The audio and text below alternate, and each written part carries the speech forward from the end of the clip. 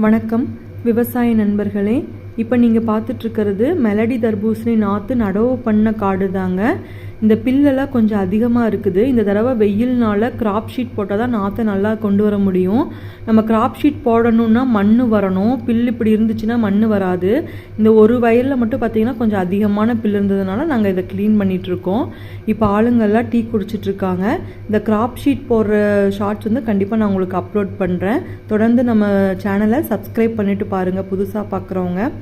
வெயில் அதிகமாக இருந்ததுனால வேலையெல்லாம் முடிச்சதுக்கப்புறம் எங்கள் ஊர் வாய்க்காலுக்கு போய் ஜாலியாக நீச்சல் அடிச்சுட்டு டைம் ஸ்பெண்ட் பண்ணிட்டாங்க. இந்த பதிவு உங்களுக்கு பிடிச்சிருந்தா லைக் பண்ணுங்கள். தேங்க்யூ.